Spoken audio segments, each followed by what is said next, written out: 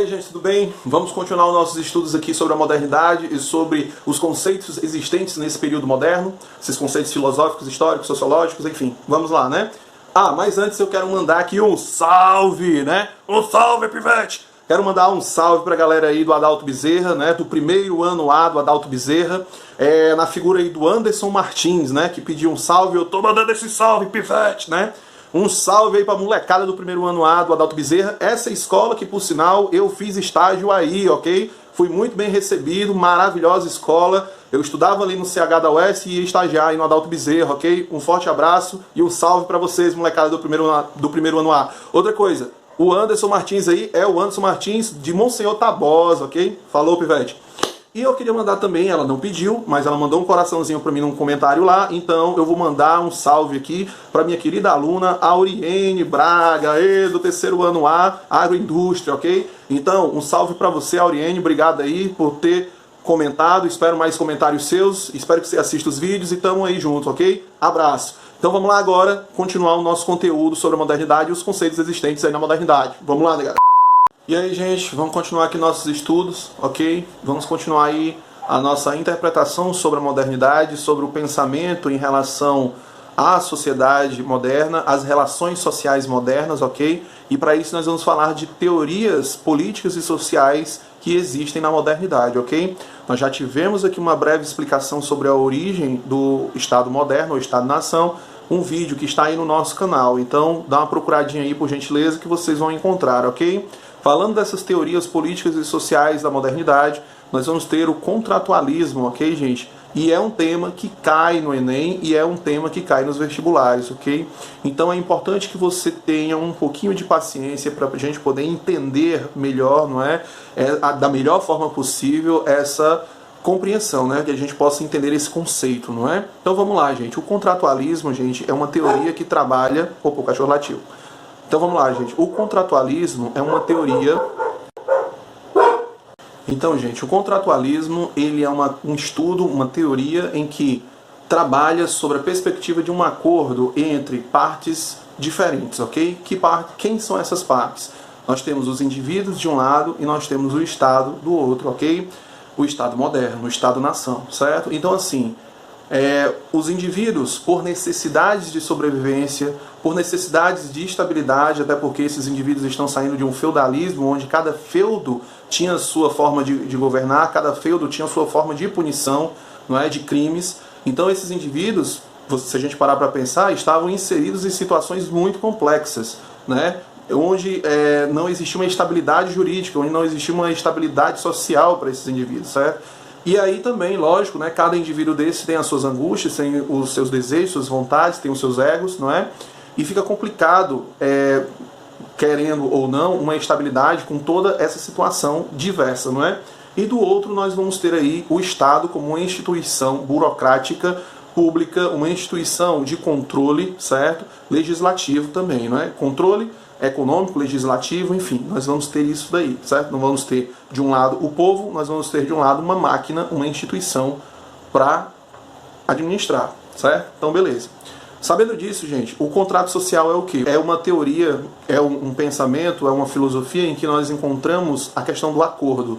O acordo entre partes diferentes, ok? Que partes são essas? As pessoas, os indivíduos e uma instituição, uma máquina burocrática que é o Estado, ok? Então vamos lá. Nós temos as pessoas de um lado que, fora a questão do ego, dos desejos, dos interesses, das vontades, das angústias, né? Nós temos as pessoas que sofrem aí com essa descentralização de poder nos feudos. Se a gente parar para pensar que em cada feudo tinha uma forma de legislar, em cada feudo tinha uma forma de punição, tinha suas próprias regras, você imagina a confusão que era viver transitando entre esses feudos, né? Você imagina aí como era a loucura disso, né? Como era pesado, era muito difícil a convivência, a relação social, né, entre essas pessoas de feudos diferentes.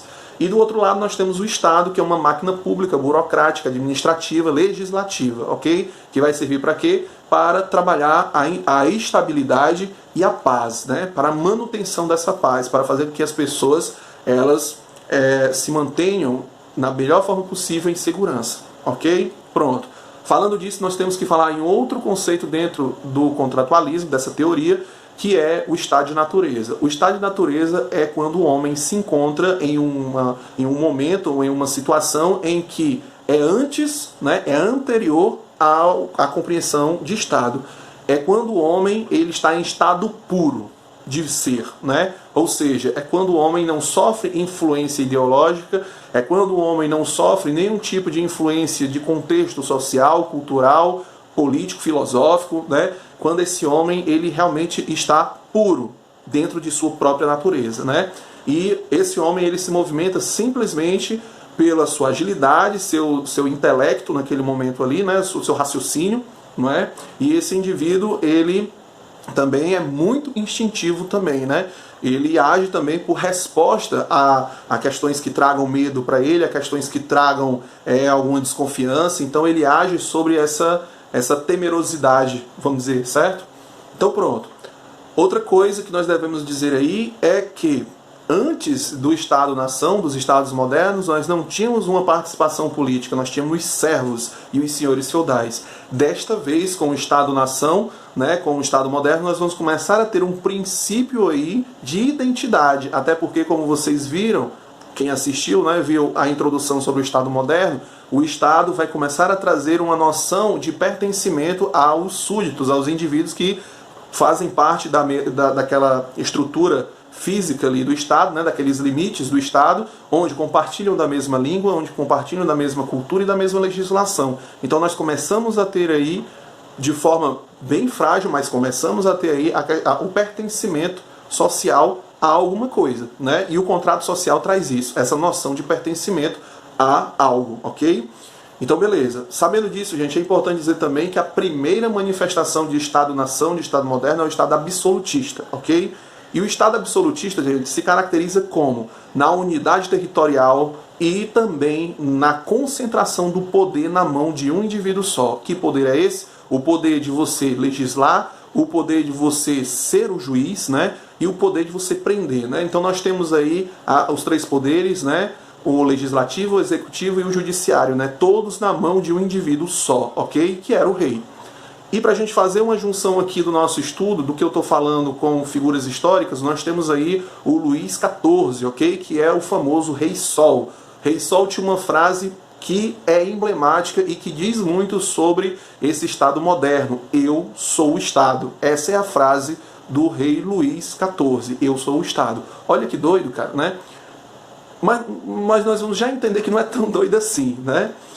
Nós vamos já entender que tem um certo sentido, principalmente quando nós falarmos aí de um contratualista que é o Thomas Hobbes, ok? Mas só para a gente definir aqui, continuar definindo aqui a questão do Estado, é importante dizer que o Estado absolutista vai do século XVI ao século XVIII. Tudo bem, nós temos um processo todo de transformação e degradação do período medieval, que vai começar ali do século XI ao XV, né, que vai terminar no XV, mas nós temos aí um processo, vai se consolidar mesmo como um Estado no século XVI até o século XVIII, ok? Outras características do Estado moderno é a questão da centralização do controle das atividades econômicas, ok? Das práticas de justiça, como eu já falei aqui na questão do judiciário, na mão do rei, né? E também do controle soberano sobre o exército, ok? O Estado-nação terá o seu próprio exército, tá? Então, beleza. Dito isso, gente, vamos entrar agora no contratualismo e, falando de contratualismo, temos que falar de três grandes autores, Thomas Hobbes, John Locke e Jean-Jacques Rousseau, ok? O nosso contratualista de hoje é o Thomas Hobbes, ok? Então vamos lá, gente. Temos aqui o Thomas Hobbes, certo? 1588 a 1679. Temos aí, gente, a obra Leviatã de Thomas Hobbes, 1651. Gente, nessa obra nós vamos encontrar aí uma figura, né, monstruosa, feita de indivíduos, de pessoas que controlam o exército, o poder da violência em uma das mãos, e o cetro, que controla aí a questão ideológica, religiosa, educacional, na outra mão, ok?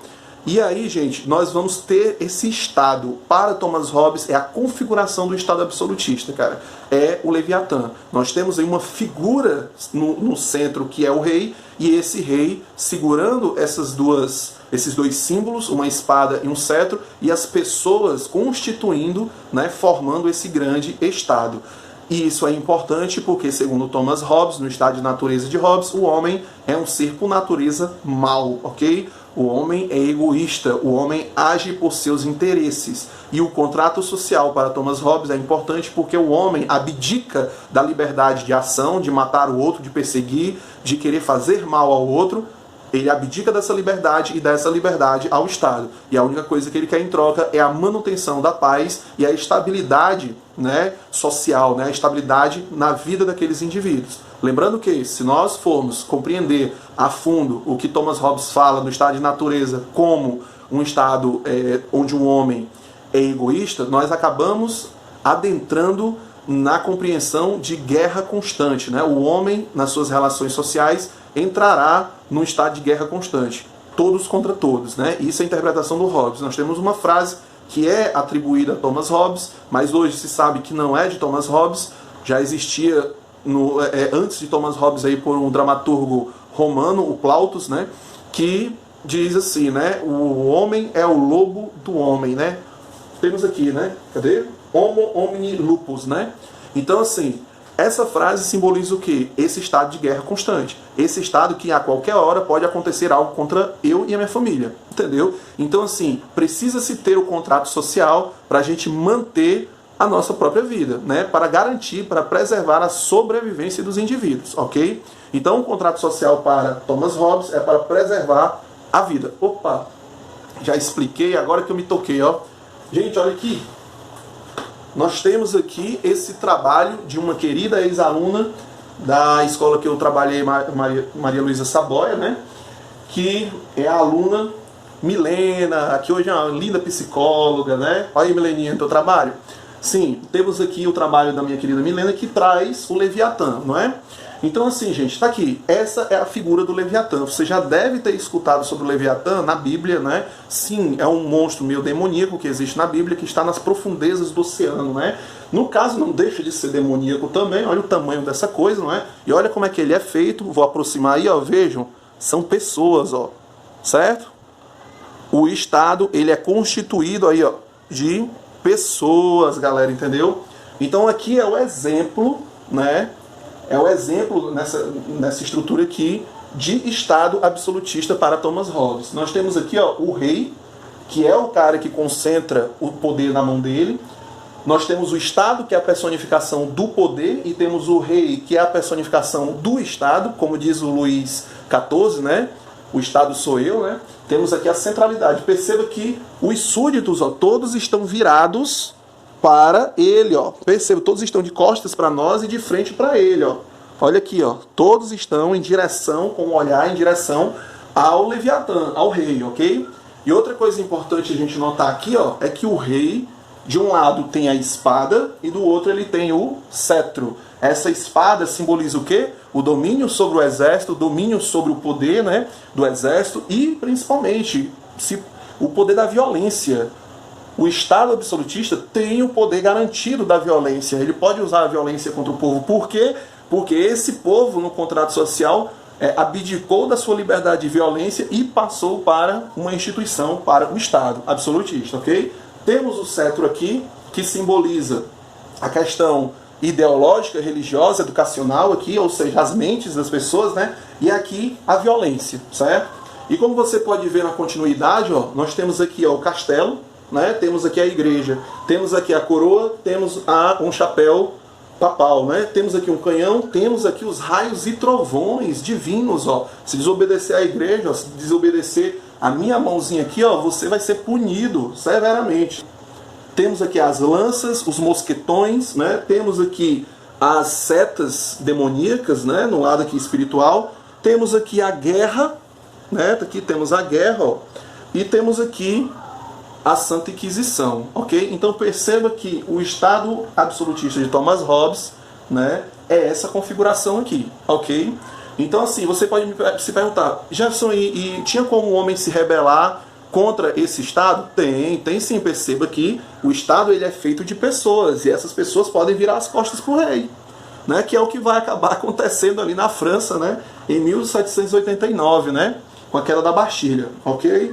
Então temos aqui essa configuraçãozinha bonitinha sobre o Leviatã de Thomas Hobbes, ok? Então, gente, nós temos que compreender que a propriedade privada também não é do indivíduo, é do Estado.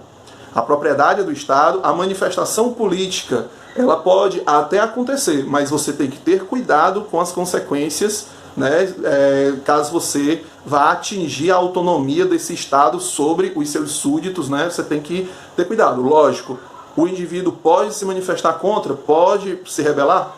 Pode, ok? Isso pode acontecer, tá bom?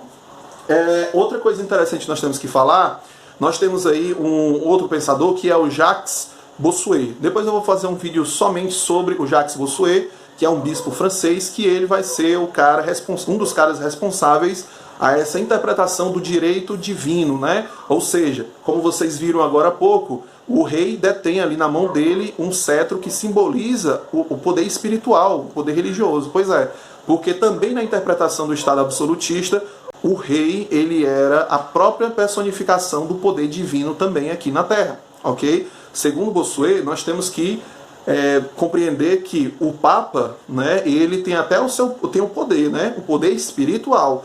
E ele o Bossuet defendia, né, que as igrejas de cada região, de cada estado, deveriam se vincular com o poder político daquelas regiões, entendeu? Então você teria uma descentralização da igreja e uma concentração ali na mão do rei, né? O rei seria rei simplesmente porque Deus quer que ele seja rei, entendeu? Então assim, se você se rebelasse contra o rei, ainda teria esse empecilho. Você estava se rebelando contra o próprio Deus, ok? Então perceba que é uma situação complexa e uma situação assim que mostra a proximidade da igreja com as decisões do Estado, né? Então perceba que nós temos aí uma junção espiritual, política, social no Estado absolutista, no Estado moderno, ok?